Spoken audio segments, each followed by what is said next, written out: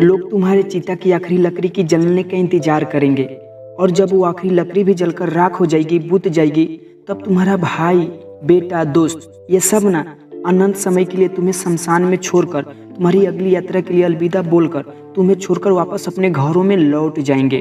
कुछ दिन तो तुम उनके बिन जिंदा रहोगे उनके अंदर कि ये अच्छा इंसान था, थोड़ी दिन और जी लेता, और फिर समय के भार में वो तुम्हें कहीं पीछा छोड़कर आगे निकल पड़ेंगे। वो तुम्हारा वापस आने का इंतजार नहीं करेंगे, क्योंकि उनको पता होगा जो एक बार चला गया वो वापस नहीं आता, तो इंतजार करने से क्या फायदा। बस तुम्हारी कहानी यहीं पर खत्म हो जाएगी। तुम ऊपर से देखकर सोचोगे लोग कितने स्वार्थी थे, जब मैं उनके काम आता था तो कितने पास रहते थे। आज मैं दुनिया से चला गया हूँ, तभी दुनिया वैसे ही चल रही है। तब तुम्हें अफसोस होगा, क्या मैं इन्हीं लोगों के लिए पृथ्वी पर जन्म लेकर गया था। तुम उनसे बहुत से सवाल करना चाहोगे, लेकिन लाख कोशिशों के बाद भी तुम्हारी आवाज उनके पास नहीं पहुंच पाएगी। तुम वापस आकर फिर से जिंदगी जीना चाहोगे, क्योंकि तब तक तुम्हें जिंदगी जीने का मतलब समझ में आ गया होगा। तब तुम्हें महसूस होगा कि तब तुम अपने लाइफ में, अपने आसपास के माहौल में खुद को कितने भूल गए थे। तुम्हें जवाब मिल गया होगा कि क्यों तुम अपने सपने पूरा नहीं कर पाए, क्यों तुम अपने सपने का गाड़ी नहीं खरीद पाए, क्यों तुम अपने सपने का घर नहीं बना पाए, क्यों तुम अपने बच्चे को अच्छे शिक्षा नहीं दे पाए, क्यों तुम अपने करोड़ों का बिजनेस खड़ा नहीं कर पाए, क्यों तुम्हारे सपने सिर्फ सपने बन के रह गए। तुम्हें सबसे बड़ी सीख ये मिल चुकी होगी कि अगले जन्म में कुछ ना कर पाया ना, तो कम से कम टाइम वेस्ट नहीं करूँगा।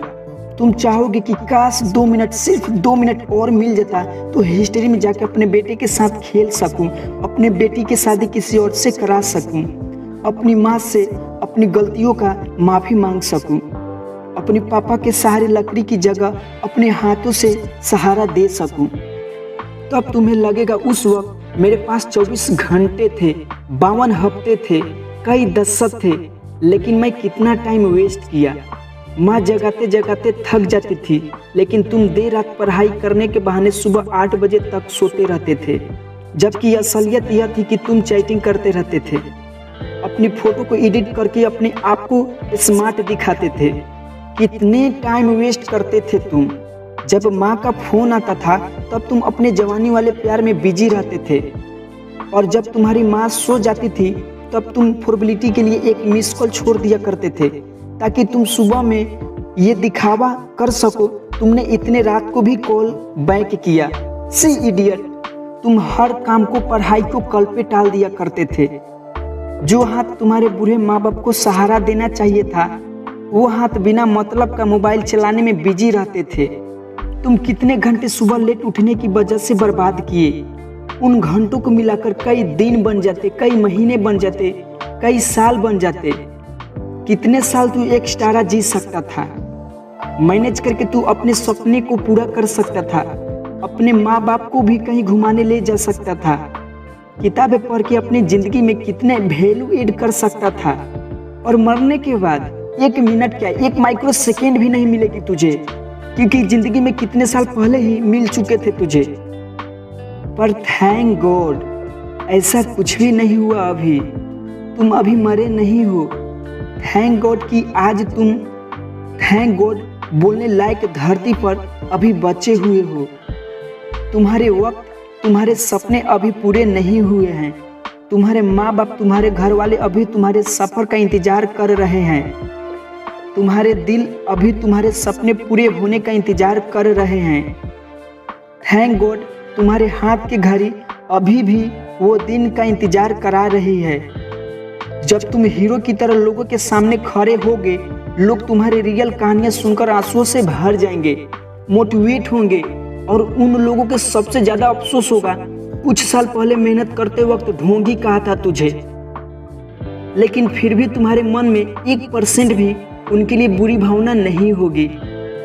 ये अलार्म कल भी बजेगा, अगर तुम उठ गए तो ये तुम्हारा जिंदा रहने का सबसे पहला सबूत है।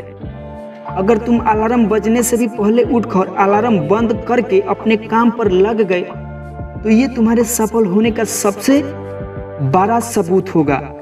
अगर अभी तुम डेली 12 घंटे सोओगे तो तुम आधी लाइफ मरे हुए के समान जियोगे। क्योंकि सोया हुआ इंसान या मरा हुआ इंसान इस दुनिया में नहीं रहता। तुम्हारा आउटपुट एब्सोल्यूट जीरो रहता है। अगर डेली 8 घंटे सोओगे तो तुम्हारा 1/3 लाइफ फिर से खत्म हो जाएगी। अगर तुम डेली 6 घंटे सोओगे तो तुम्हारा 1/4 ऐसे ही गुजर जाएगी। और कई महान लोग तो रात को 4 घंटे ही सोया करते थे।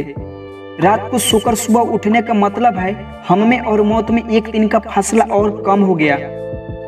इससे पहले मौत तुम्हारे पास पहुंचे तुम अपने मंजिल तक पहुंच जाओ। अपनी कहानी लिख दो, जो लाइफ में करना चाहते हो वो कर लो, पर सुबह जल्दी उठना सीख लो, क्योंकि तुम ज्यादा जीने के लिए अपनी उम्र नहीं घटा सकते। सिर्फ और सिर्फ बची हुई जिंदगी में अपना टाइम मैनेज करके तुम अपना टाइम बना सकते हो। तुम्हें करना होगा, तुम कर सकते हो। You can do it, you can manage the time. बाद में पछताने से अच्छा है अपने टाइम को सही से यूज करना होगा। जय हिंद, जय भारत।